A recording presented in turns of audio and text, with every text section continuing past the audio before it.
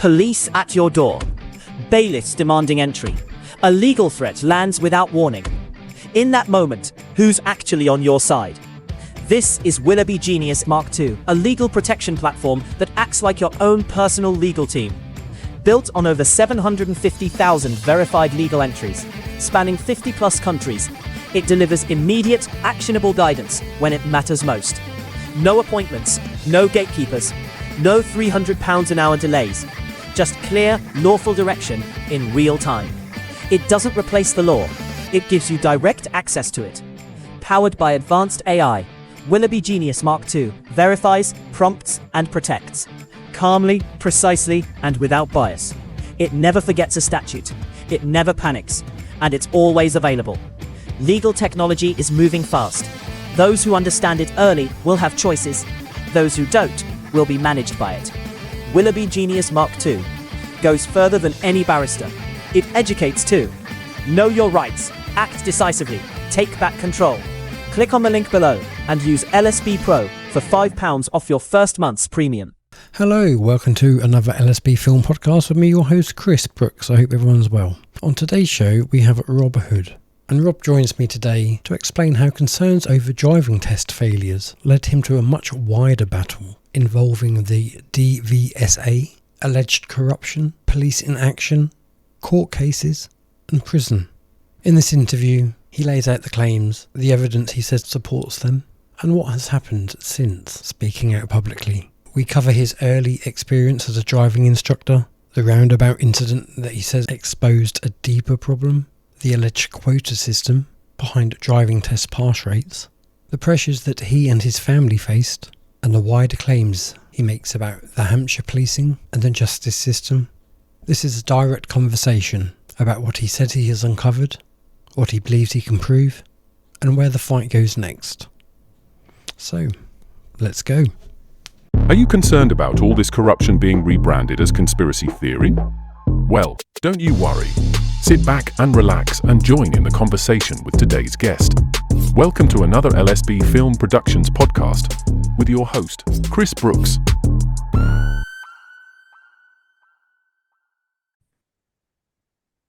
So yes, it's really good to have you on the show, and thank you for coming onto the show. Just for people who haven't necessarily followed you or me and they're new to this, can you tell me a little bit about yourself? Okay, my name is Robert Hood. I live in Portsmouth in Hampshire, and I am a senior peace officer for peaceofficers.uk, and I run a separate part of Peace Officers which is called Feet on the Street, which we will be eventually patrolling Hampshire to replace policing in Hampshire, which is full of corruption and paedophilia. So easy to find. Yeah. So how long have you been doing this? What was the point where you thought, hang on a minute, what made you put your head above the parapet, I guess is what Dead easy. So I became a fully qualified driving instructor in April of 2019. Mm-hmm. And it didn't take me long to realise that there was something not quite right with the way the driving tests were being conducted. So because I was a brand new driving instructor, I sat in the back of every single driving test that my students ever took, while most driving instructors sat in the driving test centre and had a coffee and a chat. So I wanted to see how my students were performing and how my teaching abilities were compared to everyone else. And I also wanted, as a new instructor, to see if I was making any mistakes or if I could improve my tuition. Mm-hmm. So after about 4 months or so, I started to realise that people that I were taking for their driving test, who should have been passing, in my opinion, were failing. And people that I had noticed had actually made faults on their driving test, and I had noticed that they should have technically failed, but they were actually passing. And I thought, this is extremely strange. And how can it be that if I am just a qualified instructor, how can I be noticing people that are failing and are passing, and people that are passing who are failing? I thought, something not quite right, not something seriously wrong. So in November of 2019, I took a young Muslim girl for her driving test, and the driving test examiner gave her absolutely abuse for 52 minutes. Now, the driving test is only supposed to be 38 to 40 minutes, but because I was a new instructor, I was timing the tests and taking notes in the back of the car. And this one particular examiner took her for a 52-minute driving test in light traffic. It was 9 o'clock in the morning. So, Yeah, I was going to say, you can understand if you've got big queues and stuff. But, no, there was no queues. He made her do probably 4 times the amount of manoeuvres that she was supposed to do.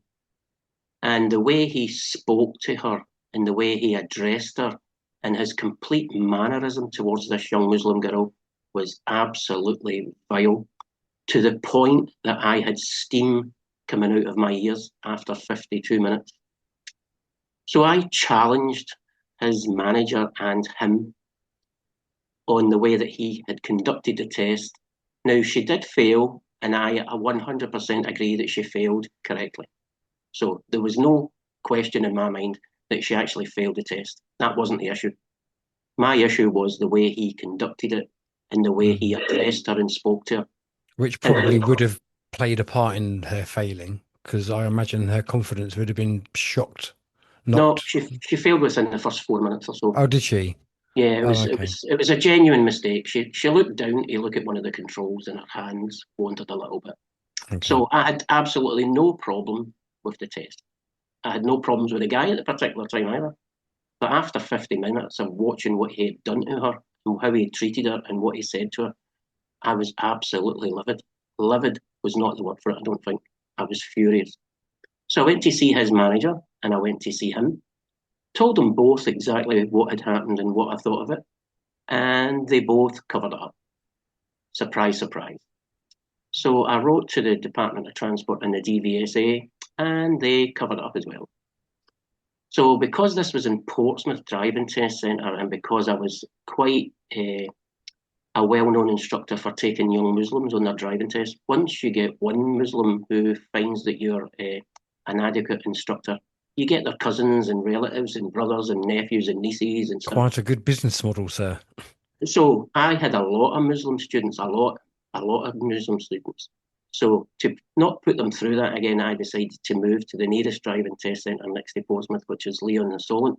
And by God, it got worse. Really? Oh, I didn't think it could get worse, but it actually got worse.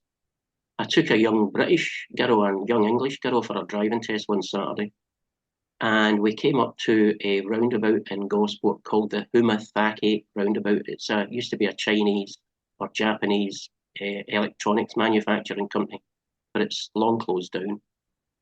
And when we approached that roundabout, there was 2 lanes on the approach to the roundabout. The left-hand lane had 2 5-foot left turn arrows in it, which made you turn into the first exit, which was the factory. And the second lane was ahead, 12 o'clock, 3 o'clock, and back round the roundabout for the 4th exit.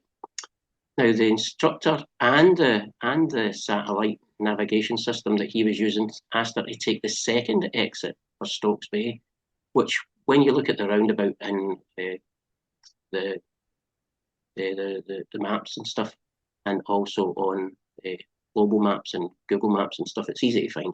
You can see that the left turn lane takes you into the factory. It's a left turn only arrow.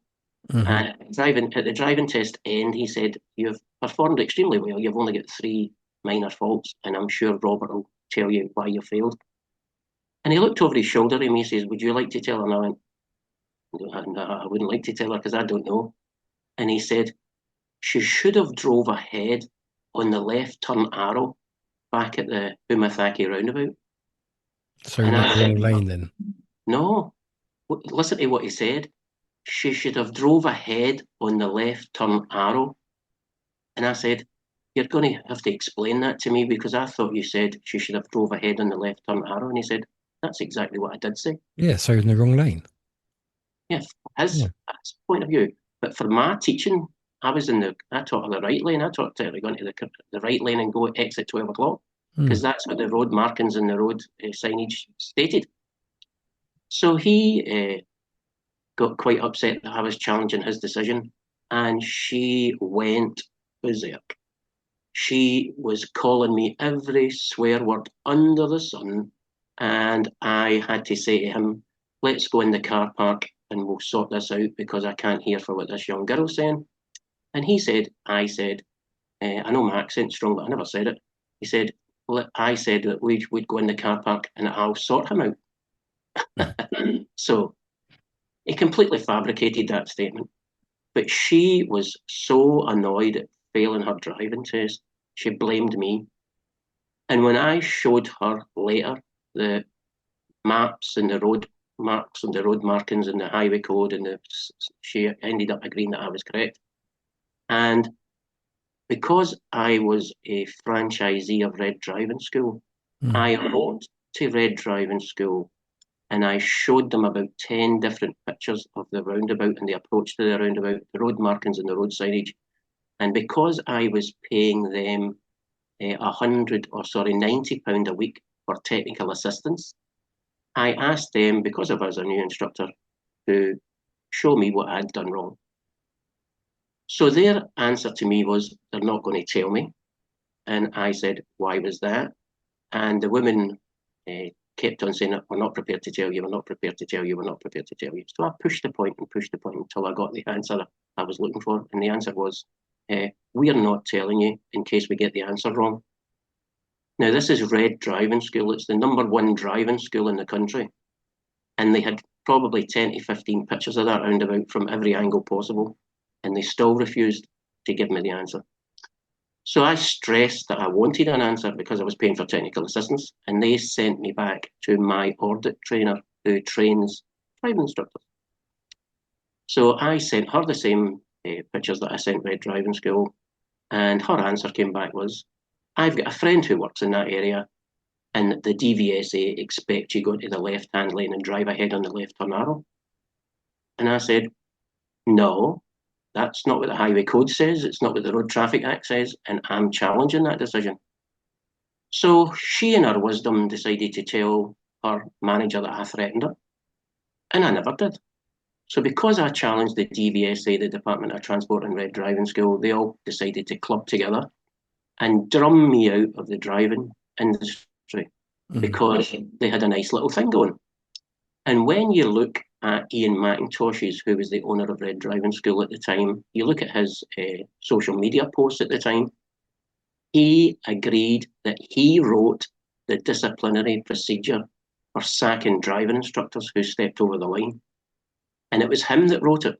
He wrote it, and he used it against me in conjunction with the Department of Transport and the DVSA. So the whole thing stank from start to finish. And after 6 years of research that I did from 2019 through to 2025, I found out that the pass rate in the United Kingdom was fixed in 1950 to 49.5%. So the examiners come out, they've got a pass rate of 50 to 50%, less 0.5%. And I found that out and I worked it out, I calculated it. Now, you can't get an exact figure because it's one of these figures that constantly changes daily. So what I worked it out was from 1950 to 2024, it worked out at £6 billion worth of fraud. 6 billion. So, but it goes up 85 million per year. If you had to point to one piece of evidence and say this is the smoking gun, what would it be? So here's the other thing that I did through research. If you Google, which is dead easy to find, driving test examiners sacked, that's all you have to put in. You'll find 4 driving test examiners who worked for the DSA and the DVSA between the year 2000 and the year 2019, and all were sacked for not following the driving test quota system. They were all sacked for not following the quota system. Now, I believe there was 2 Scottish gentlemen, one was in Glasgow and one was in somewhere else, and there was 2 English gentlemen. who refused to follow the quota system. And they were instantly sacked, and all 4 were made physically ill, mentally ill, to the point where they could no longer work or function. And that was because they knew the truth, as did I. And over the past 5 years, my physical health, my mental health, and my family have all been tortured by these people. Tortured. There's no other word. I was going to say, you've spoken before about being targeted after raising this, so that hasn't stopped yet. No, I'm not going to stop. I'm going to make No, sure. but have people stopped targeting you, or are you still getting hounded? The people involved, there was approximately 8 to 10 red driving school instructors, all lied about me. They threatened me in writing. They swore at me on social media. They threatened my daughter. They threatened my wife. They even wrote to my wife's employer saying that if they didn't sack my wife, they were going to stop red driving school instructors, pupils, and everything connected to red driving school from using my wife's employer, which is quite a large store, or quite a large grocery store. Starts with a T. So luckily, my wife's company knew that my wife was an honest employee, and they refused to engage with these people. And they also saw that I used to go in and out of the store to collect my wife and stuff, so I was quite friendly with the staff and stuff, so they knew that I was a reasonably minded guy. But that didn't stop these guys. For 3 years, 400 crimes were committed against me, my wife, and my daughter. And I reported every one, and their locations, their names, their dates and times, all to Hampshire Police. And Hampshire Police investigated not one person. Not one. What's the hardest thing that you or your family have had to deal with then, going through all of this? Okay, so in the 1st of November 2020, my little girl was 8. She was diagnosed with leukemia. Sorry. These people from Red Driving School sent my daughter hate mail, threatening her and threatening her school and threatening that they were going to release images of me being a paedophile if I did not stop my exposing of the £6 billion fraud. This is all extremely well documented, and I have got every crime reference number that I was issued by Hampshire Police. And not one of the 400 crimes that were committed against me, my wife, and my daughter were ever investigated. We were completely abandoned by Hampshire Police. And I'll tell you why I was abandoned by Hampshire Police in a second. Done then. So, because I was investigating the driving test fraud, which I also reported to Hampshire Police and they refused to investigate it, I was quite vocal on social media. A guy called John Kane contacted me and said, I noticed that you're having problems with Hampshire Police. His communications to me were, he was also having problems with Hampshire Police, but his problems were more related to his daughter at school. And he sent me all the evidence that he had in regards to Hampshire Police senior officers being paedophiles. So this is very easy to find as well. All you have to do is Google Roger Trencher, the shyster horse solicitor. Roger Trencher is Hampshire Police's #1 solicitor, and he and the chief constable at the time, who was Olivia Pinkney, protected, they didn't arrest, they protected a now convicted paedophile by the name of Tyrone Mark, who was working in a school in Arnwood in the New Forest in Hampshire. He was sexually abusing young girls. John Kane had a daughter at the school, and he reported it to the school. He also reported it to the Hampshire Police, and Hampshire Police and the school did nothing. They did nothing about it. Hampshire Police do nothing other than tell you things that are civil. They tell you that's a civil matter, that's a civil matter. Everything in Hampshire's a civil matter, unless it's a nice, easy speeding fine or a nice domestic abuse case that they like to come and kick your door in for. So in the past 4 years, from 2020 up until 2024 and a half, I've been arrested 20 times by Hampshire Police. and I've been no further actioned 17 of those 20.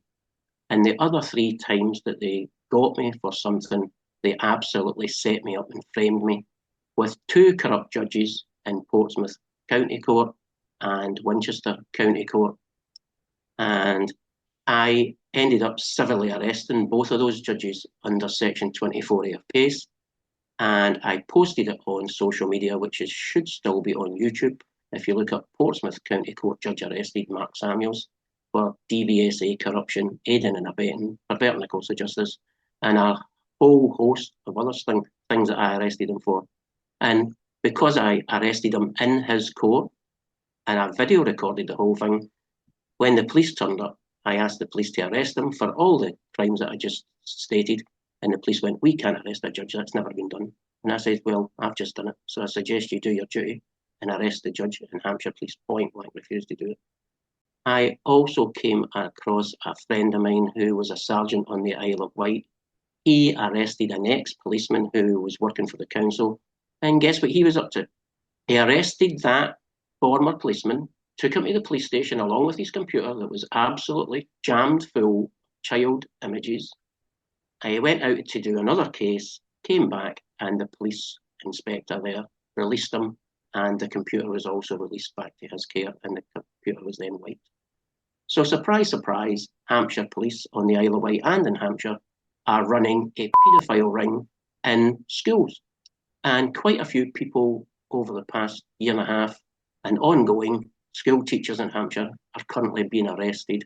Strangely enough, I don't know why. So Hampshire Police protected the very first one, which was Tyrone Mark, from 2014 up to 2016. My friend took the case to the High Court in 2019, and that's easy to find. It's John Kane versus Hampshire Police. And John Kane had a ruling in his favour by QC Blair on October the 19th, 2019, stating that Roger Trencher, the Hampshire Police Force solicitor, was totally corrupt, and he protected Tyrone Mark, the paedophile, who's now convicted, thanks to John Kane.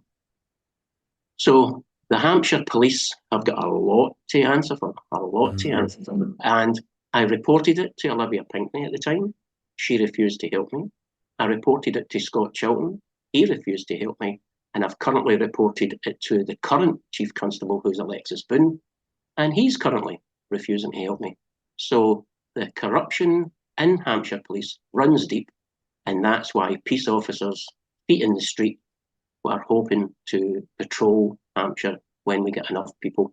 Not Peace Officers UK, they deal with mostly court cases and stuff, but my new organisation, Peace Officers Feet in the Street, are hoping to replace the police eventually. Well, something's got to be done, because I don't know whether this bad policing is all part of the problem reaction solution, where they're purposely made to look so bad and inefficient that the solution that they then offer is one that we would ordinarily ask for, but given the situation, we'd be going, yeah, all right then. So when you further look into Hampshire itself, in particular in Portsmouth, you'll find that Portsmouth City Council are charging people for council tax, as every other council in the country does. But again, through further investigation over the past 5 years, I have found out that Portsmouth City Council hire the Magistrates Court for 1 day a month, usually a Wednesday, and they get fake liability orders against people who refuse to pay council tax. And I have challenged that, and I've also found that to be true. It's not only true, but I've now done further investigations into Portsmouth City Council, and Portsmouth City Council are currently £700 million in debt, with assets of 250 million. So they're currently 450 million in debt. Now that, under any normal circumstances, would bankrupt that council. But when you look at where council tax money actually goes, if you take the time to research it, everyone... Guns, trafficking... Well, no, it's actually more interesting than that. I would think, go on. Your council tax is national taxation. It goes from your local council into the Whitehall. exchequer. It goes into the exchequer, and it sits in the exchequer at approximately £42 billion a year. They remove 10 to 15% of that 42 billion and redistribute it back amongst the 49 councils.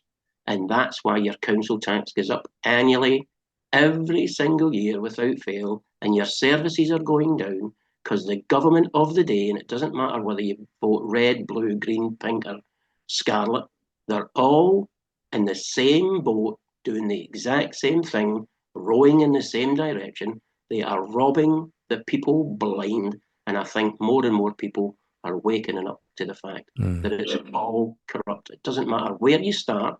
You can go into the House of Lords and work your way down. They're all corrupt. You can go into Buckingham Palace and work your way down. And they've got their own problems, shall we say, also connected to paedophilia. Just out of curiosity, since like the Epstein files, which I know a lot of it's probably psyops and distraction, but have people who may have deemed you, I mean, let's face it, even my family and friends, you know, that's why I wear my hat. But have people kind of maybe warmed to the idea that perhaps what you're saying there is more validity than they originally thought, given all what's come out in the mainstream? My friends and family have always been supportive of me. It was Joe Public that wasn't, because the 10 driving instructors for Red Driving School were openly and publicly abusing me on social media. And you know what like keyboard warriors are? They're all anonymous and they all know everything about everything, even though they know nothing about nothing. So they never once came and asked me in the local newspaper, the Portsmouth News, and in one journalist in particular, Steve Deeks, he has destroyed me over the past 5 years with these false half-truths, these half statements of truth.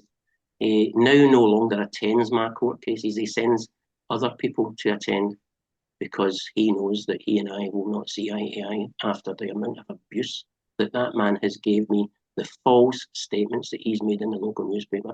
He has absolutely destroyed my reputation locally. But I've got news for him. I am running for mayor of Hampshire, and I hope that the public see the truth for what it is, see that I'm an honourable person, no matter what the Portsmouth News and Hampshire Police tell them about me. And I will stand by anybody that wants to stand beside me. And I intend to have Hampshire, the whole of Hampshire, when I become mayor of Hampshire, audited within the first week or 2 weeks that I take over the mayor's position. And I actually have arrested every single person that's taken from the public purse. Everybody. Strange old world we live in, isn't it? Strange old world. Is there anything that you can prove today beyond doubt? And what is there that you're still working to prove?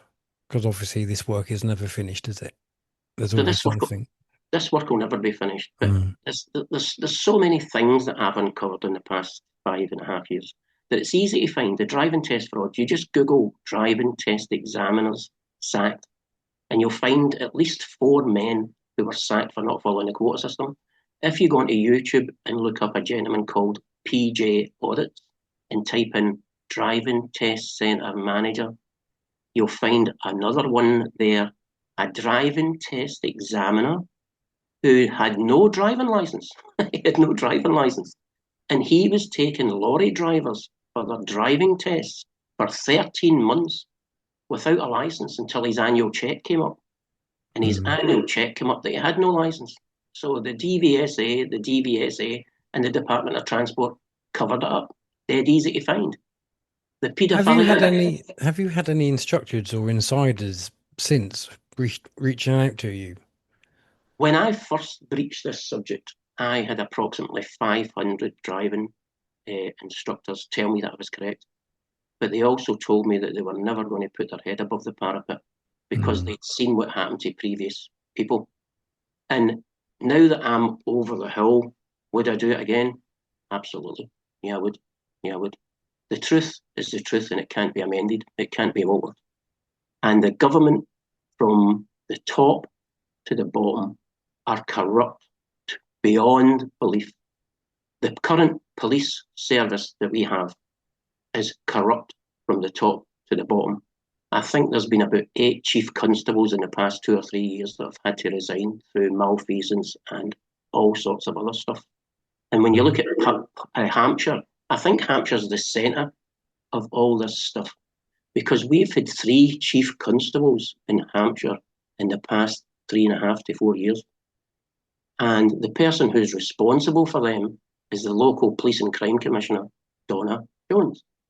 Now, I approached Donna Jones in 2021 and she refused to assist me. I approached her in 2022, she refused to assist me.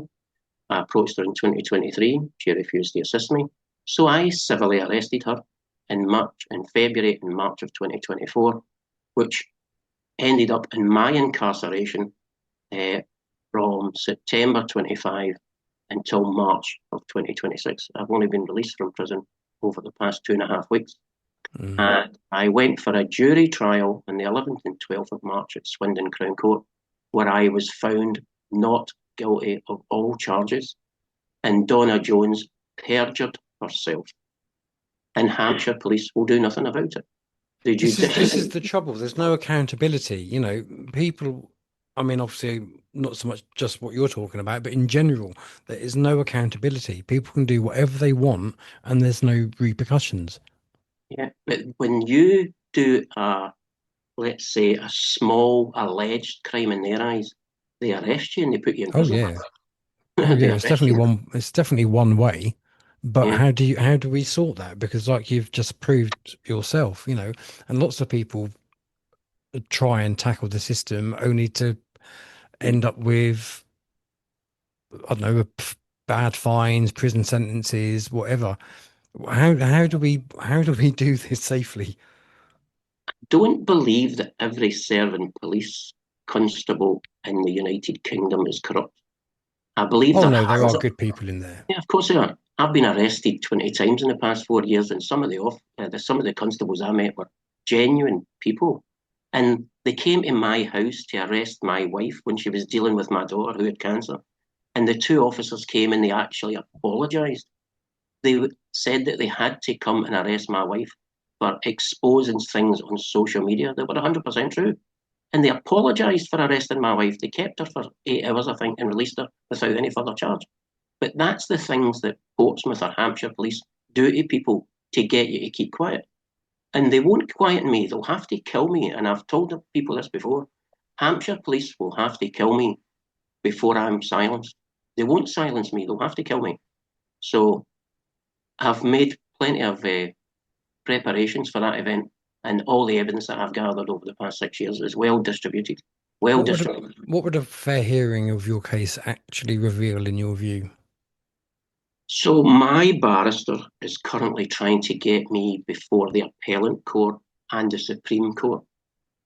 Only when you get to courts of that stature will you even possibly see justice in this country.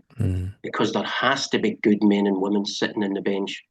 And doesn't it need to be an equity court?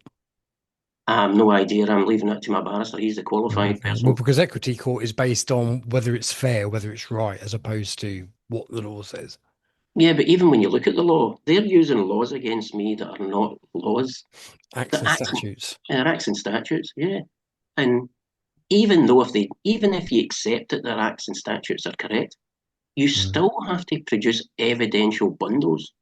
And when I was charged with harassment of the local police and crime commissioner, the judge in that case said, I haven't looked at your defence bundles because my colleagues and I don't bother any longer. See, my whole issue is the barristers and the solicitors and the lawyers, they've all sworn an oath to the bar. So, I get that. So they're never going to be working in your favour. So it's taken me 60 law firms to find the one that I've currently got. 60. And this law firm, Central Chambers Law in London, are not frightened of taking on the challenge.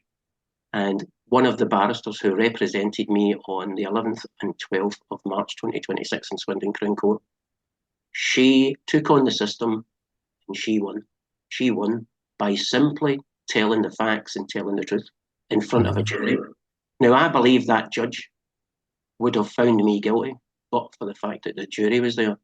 The jury saw the evidence for themselves. The evidence was all there for them to see. And that's the first time in 6 years that my evidence has ever been produced, because no judge, and I've been in front of 30 judges in 6 years, 30, and I've only found 3 of those, 10%, to be honourable men and women. 10% judges. That in itself. See, the thing that I find, and what I've been learning about, and what I've been told by people who have been very successful in this, people don't realise that the court is actually the paperwork. Yeah, exactly. The court itself is just the theatre. But when you step over the bar and you're trying to represent yourself, you're in deep water, and it's only a member of the bar can speak on your behalf. And trying to find a member of the bar who will actually take on the actual system itself is not easy. Can you not use Mackenzie friends? Mackenzie friends have been denied to me, actually. I've had Mackenzie friends turn up to represent me or assist me in my court cases as a litigant in person, and the judges have refused them entry. So the judges don't look at defence bundles, and they don't allow Mackenzie friends, because I was in Bournemouth County Court, and the judge actually locked the court door and refused to let people in other than myself. He actually locked the door, and he had possibly 6 or 8 security guards inside and outside trying to stop me and my witnesses attending the court. So that case is still ongoing, and there's a very, very interesting twist to that case, which I can't tell you at the minute, because I'm still waiting for one piece of evidence to come back from somewhere that I've paid for to get that evidence. Officially, of course. And once I've got it, I'm going back to revisit that situation. And I will be arresting that judge. I will be arresting him, whether Hampshire police assist me or not. You described prison as being one of your worst parts throughout this whole journey, which I could completely understand. But how are you now, though? 6 months on? Was it 6 months on? Well, it's not 6 months on it. This is the second time I've been incarcerated. Oh, okay. So I was incarcerated by a county court judge for contempt of court in 2024.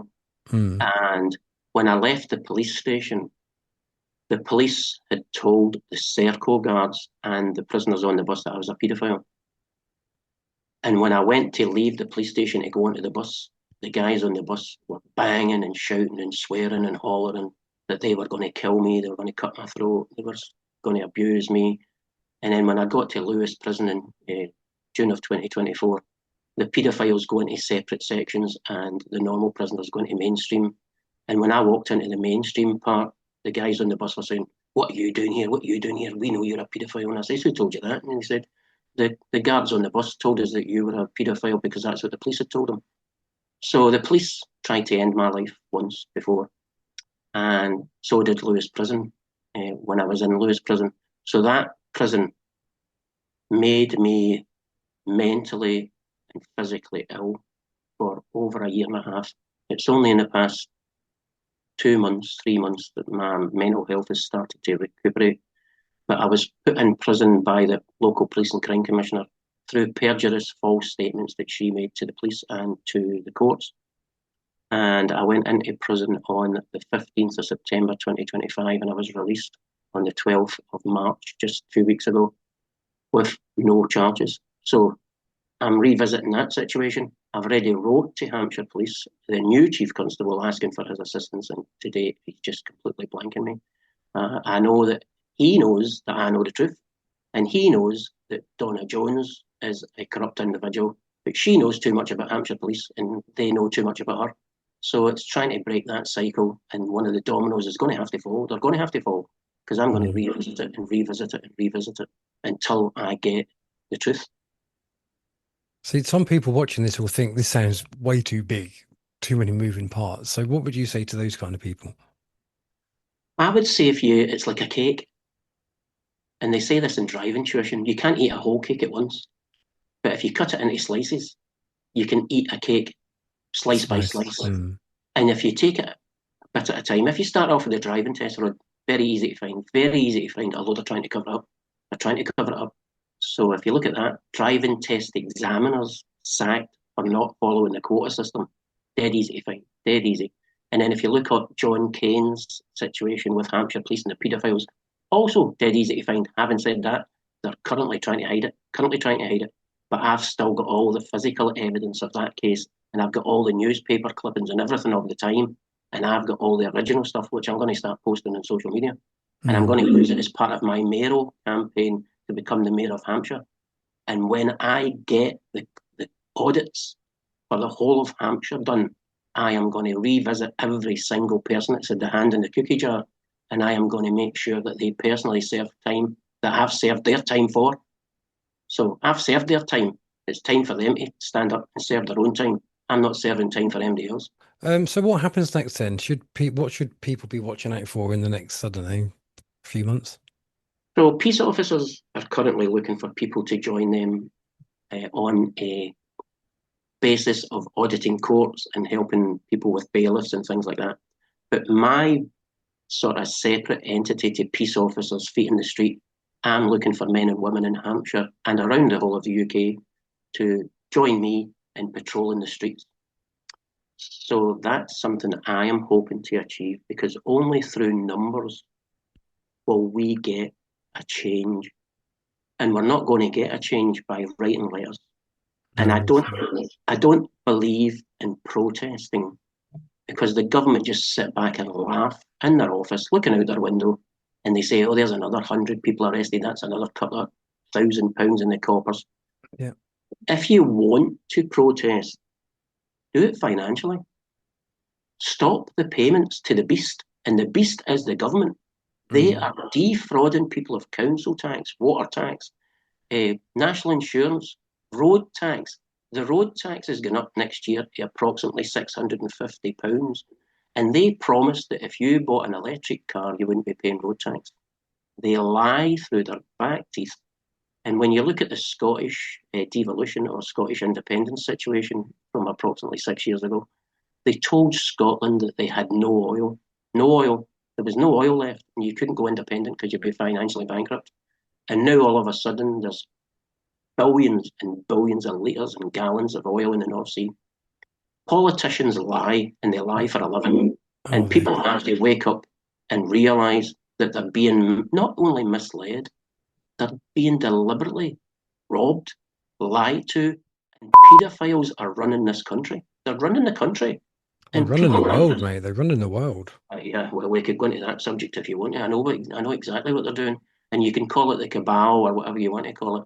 I call it the Fourth Reich, because there's a good lot of Germans that came over from Germany after the Second World War and got themselves into positions of authority. They never. Germany, that's what NASA is, isn't it? Germany never lost the war. They just distributed their men into different positions, and now they're trying to come back for another bite at the cherry. Everything's a distraction. Everything's fake news. When you look left, you should be looking right. And when you look right, you should be looking left.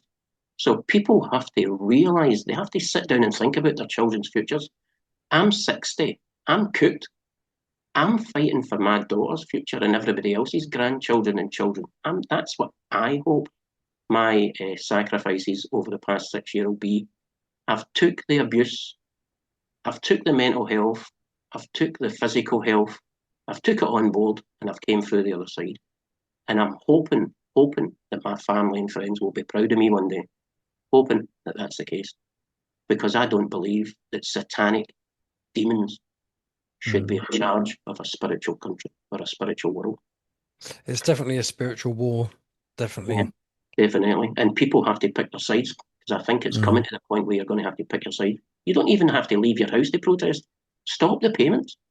Don't pay council tax. I have to say, the ITN did a news piece a couple of days ago, I think it was, where they've said like 70% increase of people who have stopped paying council tax. Yeah. And so the video that I made, I can't even remember if it's aired yet or not, saying how much of it is because people can't afford it and how much of it is because people have just decided they've had enough. Yeah, I think a lot of people think that. Yeah. So there's 2 judges in Portsmouth. One's named David Robinson, and the other one is named Anthony Calloway. These 2 judges, who are normally employed by HMCTS, take off their robes for a day once a month and work for Portsmouth City Council and give fake liability orders plus costs against the people of Portsmouth who don't pay their council tax. Now, those two gentlemen were arrested by me and other people at the time, which I think was in 2023, and we put them on notice, and I'll be revisiting those two gentlemen quite soon once I've got the further evidence, because I've asked for freedom of information and DSARs from the council and from the magistrates court as to who did what and who said what and how did it come about. So I think I was the only person in Hampshire ever to get 5,000 or 3,000 and 3,000, 4,000 pounds worth of costs attached to one hearing in the magistrates court because I challenged the system. Everybody else gets £95 plus £5 costs. But I hope you wasn't identifying as a person in court, though. No, I don't do that. Okay, that's good. It's such a minefield, though, isn't it? Just to have like a normal conversation with somebody when you know about legalese words and what words actually are, and we use them every day. And I've been trying really hard to think of alternative words, but it is difficult. It is difficult. Yeah. When you look at what happens when you enter these buildings, they've already made their mind up before you've even uttered the word. So why would you play their game? Well, this is where jurisdiction is really important. A lot of people go into court and they don't even realise what jurisdiction they're under. Yeah. So we have been looking at this whole situation over the past 6 years, and it's reasonably simple, but yet complicated. And like I said with the cake, you can't eat a whole cake in one day. You've got to split it into sections and you've got to take it into segments and eat a bit of the cake at a time. I'm 6 years ahead of most people, but there's some people that are 8 years ahead of me or whatever. So I'm still learning. I'm learning every single day. But it's not an easy road to walk. I'm not going to tell It's a anybody. lonely road. Well, it is a lonely road, but like yourself and other social media podcasters, I think we're starting to have an effect. And I think people are actually coming to the realisation that the government don't have your best interests at heart. They're all buying duck houses and paying their gas and electric with your money. They're buying second homes with their disability benefits for their children, and it still goes on. My end goal is to close the House of Commons, close the House of Lords, and turn it into a museum and build a new centralised government with only approximately 43 people. That's all that's required to run this country. You don't need 850 people on £300 a day bleeding the system dry to shout at each other across the dispatch box once a week. But how do you stop the corruption? Because everyone has well, I say everyone, most people would say everyone has a price. Well, I can guarantee you I don't have a price. I think everyone should be made to do DMT or mushrooms before they become a politician. That's my one caveat. But other than that, I genuinely don't know how you would stop corruption from sneaking in. Because only through numbers and reducing the amount of corruption. If you've got 43 people, they're easy to monitor. If you've got 850 people, they're hard to monitor. Plus, they've got friends upon friends in higher places than them. This government is not running this country. There are people above this government running this country. Everybody knows it. Everybody knows that this government is not. You have to get through these people. Dominic Cummings has even said on TV, well, maybe not on TV, but online in an interview saying they all read from scripts. They're all pre-told what to do. If you acted from the horse's mouth. If you acted in a school the way these people act in the House of Commons, you would get a smacked backside because it's like children. They refuse to answer any straight questions with a straight answer, and that's wrong. I thought that Hillsborough's law was going to make public officials held accountable for their actions, and it only affects them if somebody's died. But when you look at the government and how many people they're killing through lack of support, lack of health, just negligence, look at the COVID jab. A lot of people are still in denial over the COVID jab, and it's coming out and out and out every single day. There's another senior person somewhere exposing the COVID jab for the bioweapon that it was. And there's lots of good people who have been defending that position for the past 5 years, and I'm one of them. But when you open that floodgate, it's a mind meld, and I get it. I genuinely get it that normal members of the public find this stuff as conspiracy Well, theorists. this is because, and this is how they get away with it. Really, is because it's like you say, oh, they would never do that. Nobody could be that evil. Well, actually, yes, they can, and Yeah, they rely on people thinking like that for it to carry on. But yeah. yes, the evil is off the scale. One final one, Rob. If people could take away just one thing from this conversation, what would it be? What should it Lose, be? Sorry, lose the fear. Lucifer. Lose the fear of these people. I have came to the realization that they can do nothing more to me other than take my life. They've done their worst, and I survived. If they take my life and it brings peace to the world, my sacrifice will have been worth it. Mm. Because my daughter is not growing up where the police are paedophiles. It's not happening. Not in my watch. And I hope that people who are watching this programme, who have children of a certain age, or even young babies that are coming into the world, who are genuine, honest people who want their best for their children, now's the time not to take to the streets, but to stop feeding the beast and lose the fear. There you go, people. You've heard it. Listen, Rob, thank you very much. I've enjoyed chatting with you. I wish you all the very best for your projects to come, and hopefully we can have you back on at a later date for an update on that. But until then, look after yourself and everyone watching. I hope you've enjoyed it, and I shall catch you in the next video. Bye. Thank you.